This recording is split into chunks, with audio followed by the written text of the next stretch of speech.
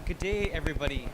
My name is Len Pierre, and I am Coast Salish from Katzie First Nation.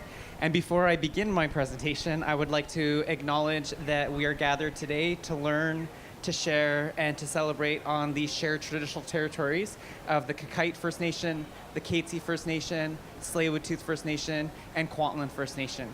Haichka.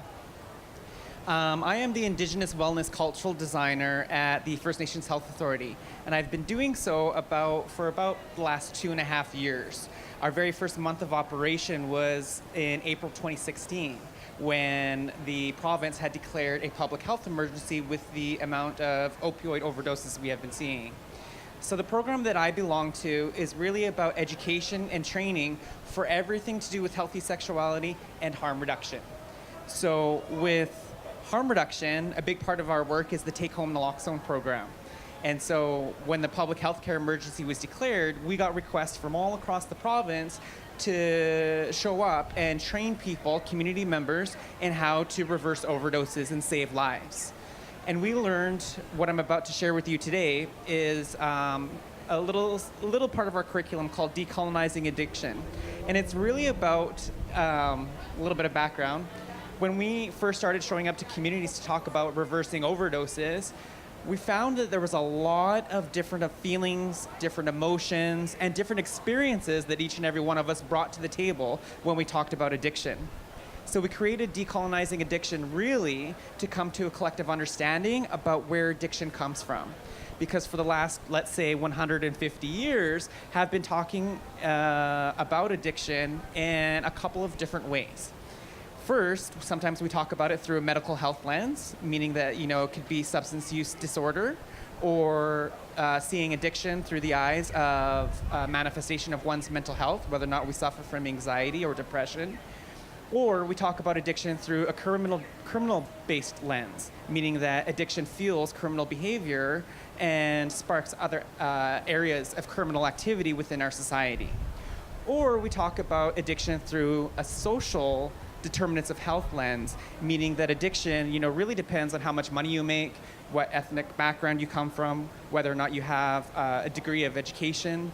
And traditionally, we always look at addiction through the eyes of the onus is on the individual.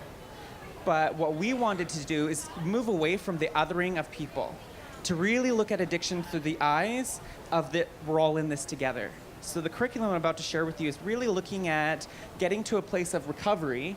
I like to call it our healing journey, by that we're all in this together, that we need to move away from the conversation being about the onus being on the individual. And how do we do that? Let's go into the next slide.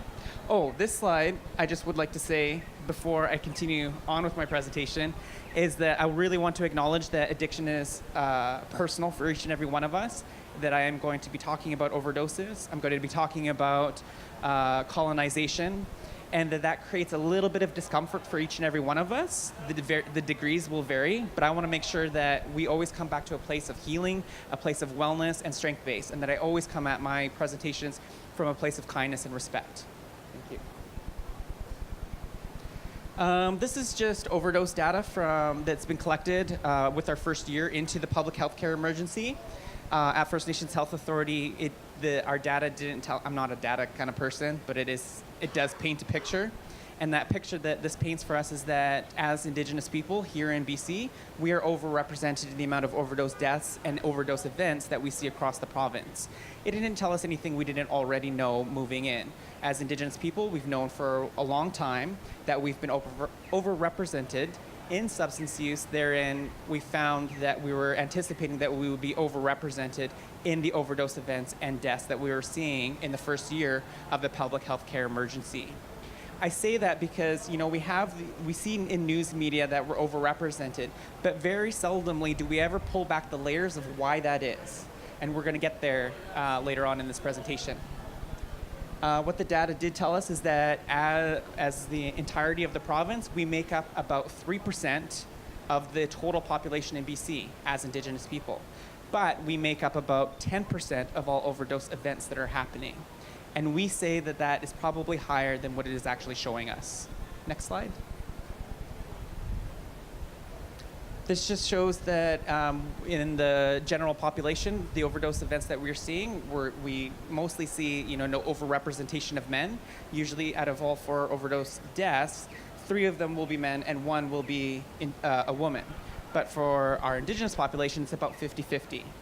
And then this one goes to show that our population is experiencing overdose events across the age ranges. When we worry about addiction or we worry about substance use or overdoses, sometimes our mind goes first and foremost to protecting our youth and strengthening our programming and services for youth. But the data tells us that we're seeing overdoses and overdose events for people in their 30s, 40s, 50s, and 60s. Next slide. At the First Nations Health Authority, with the release of these numbers, we piled together I think there was almost 100 key action areas that needed to be implemented across the province. And they reflect initiatives that are happening with all the other regional health authorities. The first one is prevent people who overdose from dying, which is basically naloxone and getting naloxone everywhere it needs to be. Number 2, keep people safe when using substances, is all about harm reduction 101. And then number 3, create an accessible range of treatment options. We've known for far too long that the rate of relapse by coming through treatment centers is very high. So that, my sense is that treatment needs to go through its own transformation in the next couple of years to really meet the needs of the individual and embrace a harm reduction approach. And number 4, support people on their healing journeys, is really just about changing the way we look at addiction, talk about addiction within our family groups, within our friend groups, and within our communities. Next slide.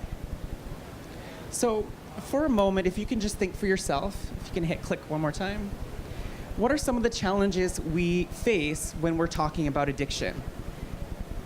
What are some of the challenges in talking with our loved ones about addiction? What kind of images come to mind? What kind of feelings come to mind if we want to have a very serious, very compassionate conversation with loved ones, people that matter in our lives? Quite often, there's lots of feelings of discomfort because we know there's going to be emotion, there could be traumas, and then quite often it's a place of being vulnerable. And so this is what we found 2.5 years ago when we first started traveling the province to talk about addiction, to talk about reversing overdoses, is that we needed to really find out where the root causes of addiction come from. Because when we were sitting in our training seminars for naloxone, we were sitting with moms and dads and aunties and uncles and brothers and sisters and having very intense conversations about reversing overdoses. So one of the number 1 questions we would always get was, well, why? Why do people continue to use substances if they know there's a risk of an overdose? Why do they continue to use substances if they know it's hurting me and it's hurting my family? So we really wanted to create a concept map, an idea, a lesson that addressed where the root causes of addiction really come from. If you go to the next slide, please. So why decolonize addiction? If you can hit it 5 times. To create a collective understanding about sensitive and complex topics, to make clear linkages between colonialism, trauma, and addiction. More importantly, it was about removing the blame from people who might have experienced trauma. And then, of course, to respectfully balance the tone of our conversations and move forward in a good way. Next slide. This is a concept map called The Roots of Addiction. We take colonization as one of the root causes of addiction, and we highlight 3 colonial events. Now, there are many colonial events here in Canada, but for this example, we've chosen these 3: residential schools, the 60s scoop, and land theft. And every colonial event will have certain residues that are left behind within the population. So, for example, residential schools, a sense of fear and shame, a sense of isolation, and learned helplessness. And from the 60s scoop, a sense of detachment, loss of identity, and loss of rights. And from land theft, poverty, lack of housing, and loss of freedom. And if we were to collect these residues and put them together, we can put them into almost like a type of theme that would be trauma, grief, loss, and a sense of daily stress. Now, when we look at this, do we get a sense of how trauma, grief, loss, and stress can be drivers and reinforcers for addiction? Yeah?